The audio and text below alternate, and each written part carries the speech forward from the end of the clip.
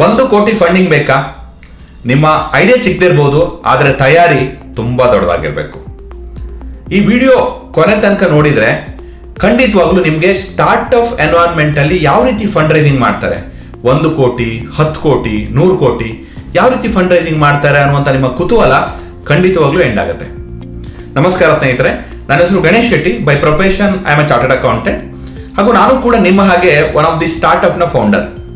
ನಮ್ಮ ಕಂಪನಿ ಹೆಸರು FinCurious. ಇದು ಕಾಮರ್ಸ್ ಡೊಮೈನ್ ಅಲ್ಲಿ one of the leading edtech company in India.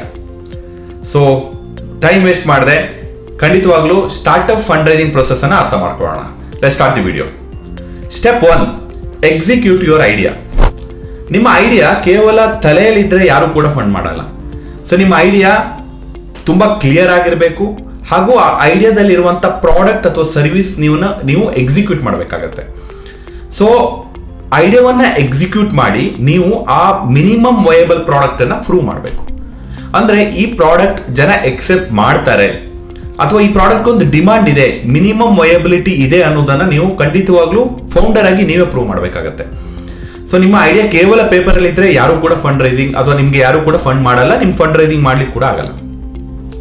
So ಆ ಐಡಿಯಾವನ್ನ ಪ್ರೂವ್ ಮಾಡಿ, ಆ ಐಡಿಯಾಕ್ಕೆ ಡಿಮಾಂಡ್ ಇರೋದನ್ನ ಕೂಡ ಪ್ರೂವ್ ಮಾಡಿ, ಹಾಗೂ ಆ ಐಡಿಯಾದ ನಿಮ್ಮ ಏನ್ ಪ್ರಾಡಕ್ಟ್ ಅಥವಾ ಸರ್ವಿಸ್ ಇದೆ ಅಲ್ವಾ, ಅದಕ್ಕೆ ಕಸ್ಟಮರ್ ಫೀಡ್ಬ್ಯಾಕ್ ಕೂಡ ನೀವು ತಗೋಬೇಕು. ಇದೆಲ್ಲವನ್ನ ನೀವು ಎಕ್ಸಿಕ್ಯೂಟ್ ಮಾಡಿ ಪ್ರೂವ್ ಮಾಡಿದ ನಂತರ ನಿಮ್ಮ ಓವರ್ ಆಲ್ ಐಡಿಯಾ, ಅಂದ್ರೆ ನಿಮ್ಮ ಐಡಿಯಾ ಸ್ಟಾರ್ಟಿಂಗ್ ಏನ್ ಎಕ್ಸಾಕ್ಟ್ ಪ್ರಾಬ್ಲಮ್ ಅನ್ನ ಅದು ರಿಸಾಲ್ವ್ ಮಾಡುತ್ತೆ, ಯಾವ ತರ ಒಂದು ಸಮಸ್ಯೆಗೆ ಪರಿಹಾರವನ್ನ ಕೊಡುತ್ತೆ ಅನ್ನೋದನ್ನ, ಹಾಗೂ ನಿಮ್ಮ ಪ್ರಾಡಕ್ಟ್ ನೇಚರ್ ಏನು, ಯಾವ ರೀತಿ ಅದನ್ನ ನಾವು ಎಕ್ಸ್ಪ್ಯಾನ್ಷನ್ ಮಾಡಬಹುದು, ಹಾಗೂ ಅದಕ್ಕೆ ಎಷ್ಟು ಫಂಡ್ ರಿಕ್ವೈರ್ಮೆಂಟ್ ಇದೆ, ನಿಮ್ಮ ಟೀಮ್ ಏನು, ಆ ಬರುವಂತ ಫಂಡ್ ಅನ್ನು ಯಾವ ರೀತಿ ಯುಟಿಲೈಸ್ ಮಾಡ್ತೀರಾ ಅನ್ನುವ ಎಲ್ಲಾ ಅಂಶಗಳನ್ನ ನೀವು ಒಂದು ಡಾಕ್ಯುಮೆಂಟ್ ಮಾಡಬೇಕು ಕೂಡ ಆಗುತ್ತೆ. ಆ ಡಾಕ್ಯುಮೆಂಟ್ ಏನಂತಂದ್ರೆ ಅದರ ನೇಮ್ ಪಿಚ್ ಡೆಕ್ ಅಂತ ಕರೀತಾರೆ. ಪಿಚ್ ಡೆಕ್ ಅಂತಂದ್ರೆ ಎಂಡ್ ಟು ಎಂಡ್ ಯಾವ ರೀತಿ ನಿಮ್ಮ ಐಡಿಯಾವನ್ನ ಬಿಗ್ಗರ್ ಸ್ಕೇಲ್ ಅಲ್ಲಿ ನಾವು ಎಕ್ಸಿಕ್ಯೂಟ್ ಮಾಡಬಹುದು ಅನ್ನೋದನ್ನ ಇನ್ವೆಸ್ಟರ್ ಮುಂದೆ ಪ್ರೆಸೆಂಟ್ ಮಾಡ್ಲಿಕ್ಕೆ ಇರುವಂತ ಡಾಕ್ಯುಮೆಂಟ್. ಆ ಡಾಕ್ಯುಮೆಂಟ್ ಅನ್ನ ಕೂಡ ನೀವು ತಯಾರು ಮಾಡಬೇಕಾಗತ್ತೆ. Various modes of fund raising. Fund raising ಮಾಡಬೇಕು, ಯಾವ್ಯಾವ ಸ್ಟೆಪ್ ಇದೆ ಅದರಲ್ಲಿ, ಅಥವಾ ಯಾವ್ಯಾವ ರೀತಿಯಲ್ಲಿ ನಾವು ಫಂಡ್ ರೈಸಿಂಗ್ ಮಾಡಬಹುದು ಅನ್ನೋದನ್ನ ತಿಳ್ಕೊಳ್ಳೋಣ. ನಿಮ್ಗೆ ಫಂಡ್ ರೈಸಿಂಗ್ ಅನ್ನುವಂತ ವರ್ಡ್ ಬಂದಾಗ ಇದು ಸಾಲ ಅಲ್ಲ. ಸ್ಟಾರ್ಟ್ಅಪ್ ಎನ್ವೈರನ್ಮೆಂಟ್ ಅಲ್ಲಿ ಪರ್ಟಿಕ್ಯುಲರ್ ಆಗಿ ಫಂಡ್ ರೈಸಿಂಗ್ ಅಂದ್ರೆ ಸಾಲವಾಗಿರಲ್ಲ, ಅದು ಈಕ್ವಿಟಿ ಓರಿಯೆಂಟೆಡ್ ಪ್ರೈಮರಿಲಿ ಇರುತ್ತೆ. ಸಾಲ ಇಲ್ವೇ ಇಲ್ಲ ಅಂತ ನಾನು ಹೇಳ್ತಿಲ್ಲ, ಸಾಲದ ಮೂಲಕನೂ ಕೂಡ ಪಡಿಬಹುದು, ಅದು ಕೂಡ one of the fund raising option. But general ಆಗಿ ಸ್ಟಾರ್ಟ್ಅಪ್ ಎನ್ವೈರನ್ಮೆಂಟ್ ಅಲ್ಲಿ ನಾವು ಈಕ್ವಿಟಿ ಓರಿಯೆಂಟೆಡ್ ಫಂಡ್ ರೈಸಿಂಗ್ ಅನ್ನ ಮಾಡ್ತೀವಿ. ಮೊದಲ ಹಂತ, ನೀವು ಇದು ಟರ್ಮ್ ನೀವು ಕೂಡ ಕೇಳಿರ್ಬೋದು, ಬೂಟ್ ಸ್ಟ್ರಾಪಿಂಗ್ ಅಂತ ಕರಿತೀವಿ. ಬೂಟ್ ಸ್ಟ್ರಾಪಿಂಗ್ ಅಂತಂದ್ರೆ ಬೇಸಿಕಲಿ ನಮ್ಮ ಓನ್ ಫಂಡ್ ಅನ್ನ ನಾವು ಇನ್ವೆಸ್ಟ್ಮೆಂಟ್ ಮಾಡ್ತೀವಿ. ಈಗ ನಮ್ಗೊಂದು ಮಿನಿಮಮ್ ವಯಬಲ್ ಪ್ರಾಡಕ್ಟ್ ಆಗ್ಬೇಕಂತಂದ್ರೆ ಖಂಡಿತವಾಗ್ಲೂ ಒಂದು ಸ್ಮಾಲ್ ಅಮೌಂಟ್ ಬೇಕಾಗಿರ್ಬೋದು, ಒಂದು 5 ಲಕ್ಷ ಅಥವಾ 1 ಲಕ್ಷ 2 ಲಕ್ಷ ಎಷ್ಟಾದ್ರೂ ಕೂಡ ಅದನ್ನ ನಾವೇ ಓನ್ ಆಗಿ ಫಂಡ್ ಅನ್ನ ಇನ್ವೆಸ್ಟ್ಮೆಂಟ್ ಮಾಡೋದು. ಫೌಂಡರ್ ಆಗಿ ನಾವು ಫಂಡ್ ಅನ್ನ ಇನ್ವೆಸ್ಟ್ಮೆಂಟ್ ಮಾಡಿ ಆ ಐಡಿಯಾವನ್ನ ಚೆಕ್ ಮಾಡ್ತಾ ಇರ್ತೀವಿ, ಎಕ್ಸಿಕ್ಯೂಟ್ ಕೂಡ ಮಾಡ್ತಾ ಇರ್ತೀವಿ. ಇದನ್ನ ಬೂಟ್ ಸ್ಟ್ರಾಪಿಂಗ್ ಅಂತ ಕರೀತಾರೆ. ಸೊ ಇದು ಮೊದಲನೇ ಹಂತದ ಒಂದು startup fund arrangement. Second is angel investors.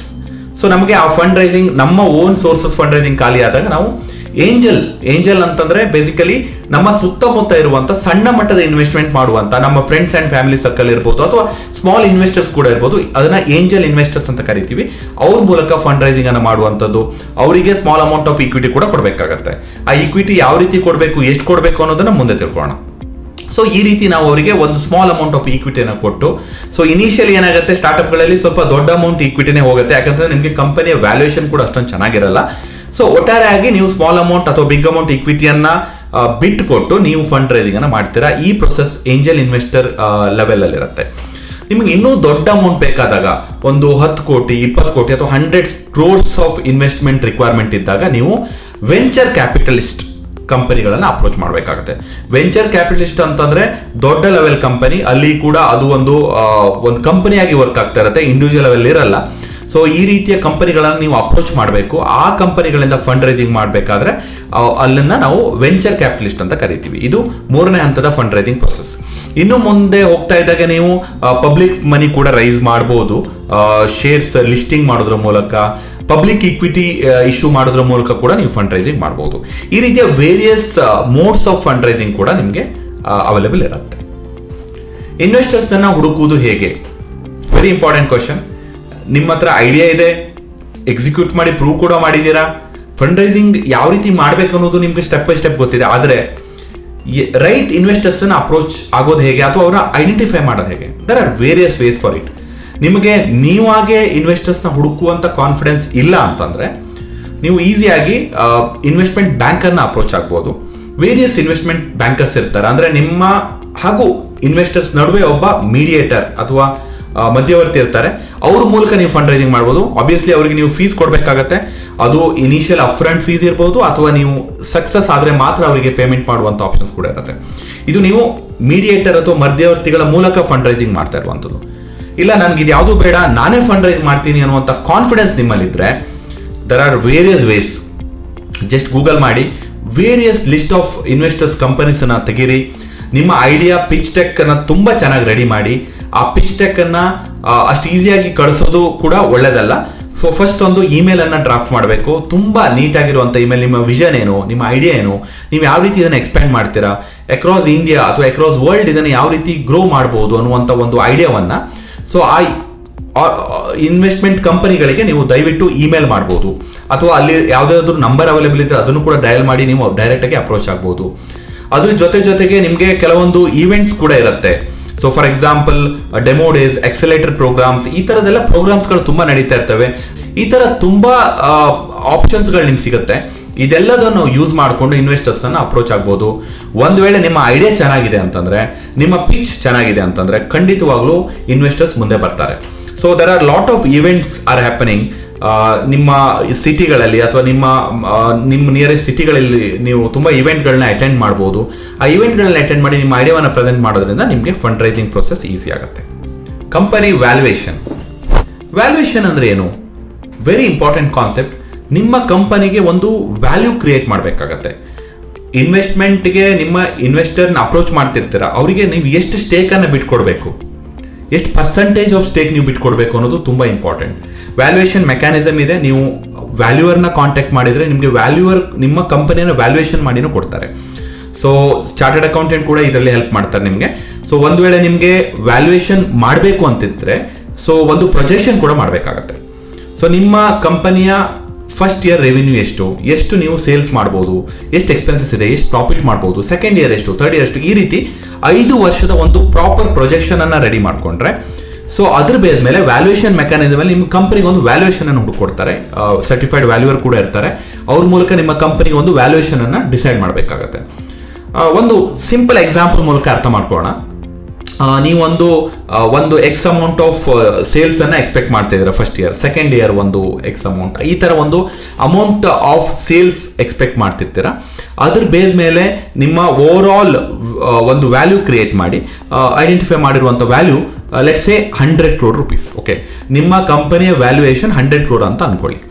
ನಿಮ್ಗೆ ರಿಕ್ವೈರ್ಮೆಂಟ್ ಇರುವಂತದ್ದು ಒಂದು 5 ಕೋಟಿ ಅಂತಂದ್ರೆ ನೀವು ನಿಮ್ಮ ಕಂಪನಿಯ 100 crore ವ್ಯಾಲ್ಯೂಯೇಷನ್ ಕಂಪನಿಯ 5 ಕೋಟಿಯ ಅಷ್ಟು ಈಕ್ವಿಟಿಯನ್ನು ನೀವು ಡಿವೈಡ್ ಮಾಡಬೇಕಾಗತ್ತೆ. ಇನ್ವೆಸ್ಟರ್ ಇಂದ ನೀವು 5 ಕೋಟಿ ರೈಸ್ ಮಾಡ್ಬೇಕಂತಂದ್ರೆ 5% ಅಂದ್ರೆ 5 ಕೋಟಿಗೆ 5% ಈಕ್ವಿಟಿಯನ್ನು ನೀವು ಡಿವೈಡ್ ಮಾಡಿದ್ರೆ 5 ಕೋಟಿ ಇನ್ವೆಸ್ಟ್ಮೆಂಟ್ ಬರುತ್ತೆ. ಈ ರೀತಿಯ ನೀವು ನಿಮ್ಮ ಕಂಪನಿಯ ವ್ಯಾಲ್ಯೂಯೇಷನ್ ನೀವು ಐಡೆಂಟಿಫೈ ಮಾಡ್ಲಿಕ್ಕೆ ನಿಮ್ಮ ಕೈಲಾದ್ರೆ ಅದ್ರ ಬೇಸ್ ಮೇಲೆ ನೀವು ಒಂದು ಪರ್ಸೆಂಟೇಜ್ ಎಷ್ಟು ನೀವು ಡಿವೈಡ್ ಮಾಡಬಹುದು ಅನ್ನೋದನ್ನು ಕೂಡ ನೀವು ಡಿಸೈಡ್ ಮಾಡಬಹುದು.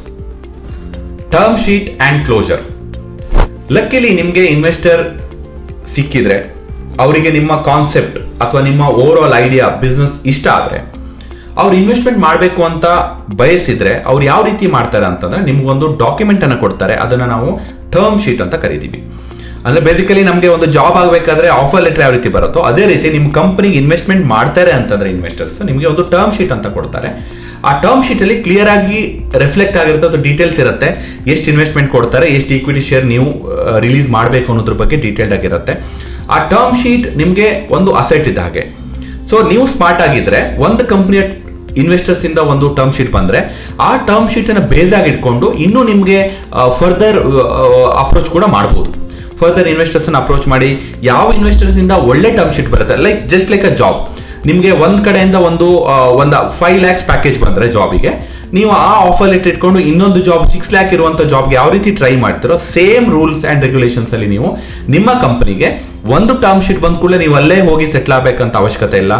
ಇನ್ನೊಂದು ಟರ್ಮ್ ಶೀಟ್ ಕೂಡ ಪಡ್ಕೋಬಹುದು. ಯಾವ್ದು ಬೆಸ್ಟ್ ಅನ್ಸುತ್ತೆ, ಯಾವ ಇನ್ವೆಸ್ಟರ್ ಬೆಸ್ಟ್ ಅನ್ಸ್ತಾರೆ ಅವ್ರ ಜೊತೆಗೆ ಹೋಗ್ಬೋದು. ಹಾಗೂ ಈ ಟರ್ಮ್ ಶೀಟ್ ಒಂದು ವ್ಯಾಲಿಡಿಟಿ ಕೂಡ ಇರುತ್ತೆ. ಇಮಿಡಿಯೇಟ್ ಡಿಸಿಷನ್ ಮಾಡಬೇಕಾಗಿಲ್ಲ, ನೀವು ಅದನ್ನ ಒಳಿತು ಕೆಡುಕುಗಳನ್ನ ನೋಡ್ಕೊಂಡು ನಿಮ್ಮ ಟರ್ಮ್ ಶೀಟ್ ಎಕ್ಸೆಪ್ಟೆನ್ಸ್ ಅನ್ನ ಮಾಡಬಹುದು. ಹಾಗೂ ಟರ್ಮ್ ಶೀಟ್ ಎಕ್ಸೆಪ್ಟ್ ಆದ್ಮೇಲೆ ನಿಮಗೆ ಡ್ಯೂ ಡೆಲಿಜೆನ್ಸ್ ಕೂಡ ಇರುತ್ತೆ. ನೀವು ಏನ್ ಐಡಿಯಾವನ್ನ ಪಿಚ್ ಮಾಡಿದ್ದೀರಾ ಅಥವಾ ನಿಮ್ಮ ಏನ್ ಡಾಕ್ಯುಮೆಂಟ್ ಕೊಟ್ಟಿದ್ದೀರಾ ಅದರ ವೆರಿಫಿಕೇಶನ್ ಕೂಡ ಆಗುತ್ತೆ. ನಿಮ್ಮ ಕಂಪನಿಯ ಎಲ್ಲ ಡಾಕ್ಯುಮೆಂಟ್ ವೆರಿಫಿಕೇಶನ್ ಆಗ್ಬೋದು, ನಿಮ್ಮ ಅಕೌಂಟ್ಸ್ ಅನ್ನ ಕಂಪ್ಲೀಟ್ ಆಗಿ ನೀವು ಸಬ್ಮಿಟ್ ಮಾಡಬೇಕಾಗ್ಬೋದು, ಎಷ್ಟು ರೆವಿನ್ಯೂ ನೀವು ತೋರಿಸಿದ್ರೆ ಅದಕ್ಕೆ ಪ್ರೂಫ್ ಕೊಡಬೇಕಾಗ್ಬೋದು. ಇದೆಲ್ಲವನ್ನ ವೆರಿಫಿಕೇಶನ್ ಆದ ನಂತರದಲ್ಲಿ ನಿಮಗೆ ಫಂಡಿಂಗ್ ಆಗುತ್ತೆ.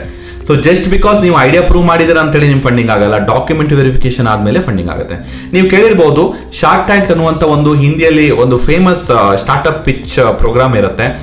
ಎಷ್ಟೋ ಕಂಪ್ನಿಗಳಿಂದ ಕಂಪ್ಲೇಂಟ್ ಬರುತ್ತೆ, ನಮ್ಮ ಎಪಿಸೋಡ್ ಆಗಿದೆ, ನಮಗೆ ಫಂಡಿಂಗ್ ಆಗುತ್ತೆ ಅಂತ ಹೇಳಿದ್ದಾರೆ, ಆಮೇಲೆ ನಮಗೆ ಫಂಡಿಂಗ್ ಮಾಡಿಲ್ಲ. ರೀಸನ್ ಇದೆ, ಯಾಕಂತಂದ್ರೆ ಅವರ ಎಪಿಸೋಡ್ ಸಕ್ಸಸ್ ಆಗಿರುತ್ತೆ, ಆನ್ಲೈನ್ ಅಲ್ಲಿ ಟೆಲಿವಿಷನ್ ಅಲ್ಲಿ ರಿಫ್ಲೆಕ್ಟ್ ಕೂಡ ಆಗಿರುತ್ತೆ, ಅವರಿಗೆ ಫಂಡ್ ಆಗಿದೆ ಅಂತ. ಆದ್ರೆ ಇನ್ ರಿಯಾಲಿಟಿ ಫಂಡಿಂಗ್ ಆಗಿರಲ್ಲ. ರೀಸನ್ ಏನಂತಂದ್ರೆ ಡ್ಯೂ ಡಿಲಿಜೆನ್ಸ್ ಮಾಡಿದಾಗ ಅವ್ರಿಗೆ ಕೆಲವೊಂದು ತಪ್ಪುಗಳು ಕಾಣಿಸಿರುತ್ತೆ, ಅದಕ್ಕೋಸ್ಕರ ಫಂಡಿಂಗ್ ಮಾಡಿರಲ್ಲ.